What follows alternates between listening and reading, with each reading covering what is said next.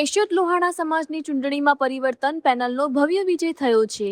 એકતા panel અને પરિવર્તન panel વચ્ચે યોજાયેલા રસાકસીભર્યા ચૂંટણી જંગમાં પરિવર્તન પેનલે 199 મતની સરસાઈથી જીત મેળવી છે। કુલ 2483 મતદારોમાંથી 1922 મતદારોએ મતદાન કરતા 77.36% મતદાન નોંધાયું હતું। અંતિમ પરિણામ મુજબ પરિવર્તન પેનલને 1022 મત જ્યારે એકતા પેનલને 823 મત મળ્યા હતા। આ ઉપરાંત 66 મત રદ થયા હતા અને 11 મત એનઓટીએમાં નોંધાયા હતા। પરિણામ જાહેર થતા પરિવર્તન પેનલના ઉમેદવારો અને સમર્થકોમાં ખુશીની લહેર જોવા મળી હતી।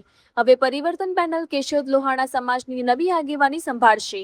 રિપોર્ટર દિનેશ મહિડા, કેશોદ, જુનાગઢ। સૌને જય શ્રી કૃષ્ણ, જય જલારામ।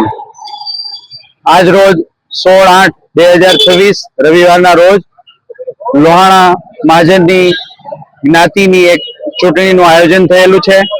તે આયોજન દરેક વ્યક્તિ પોતાના સ્વેચ્છાએ લોહાણા સમાજને પોતાનો તન મન ધનથી સેવાનો લાભ આપી શકે તે આશયથી યોજાયેલું છે। તો આ ચૂંટણી પ્રક્રિયા ખૂબ શાંતિપૂર્ણ ચાલી રહી છે। ગુપ્ત મતદાન થઈ રહ્યું છે અને અમારી જ્ઞાતિનો પૂર્ણ સહકાર મળેલ છે। આપ સૌનો ખૂબ ખૂબ આભાર અને લોહાણા મહાજનના ટ્રસ્ટી મંડળ વતી હું સૌને ધન્યવાદ આપું છું કે આપ સૌએ આ પ્રક્રિયાને ખૂબ સારી રીતે બિરદાવી છે અને લોકશાહીના પર્વ તરીકે એનું આયોજન થયેલું છે, તો એને આપે ખૂબ સારું માન આપ્યું છે। આપ સૌનો ખૂબ ખૂબ આભાર। જય જલારામ। આજ રોજ કેશોદ લોહાણા મહાજનના ટ્રસ્ટી મંડળની ચૂંટણી થયેલ હતી, જેમાં અમોએ 11 સભ્યોની અમારી પરિવર્તન પેનલના નામથી અને એન્જિન નિશાનથી ઉમેદવારી કરેલ હતી।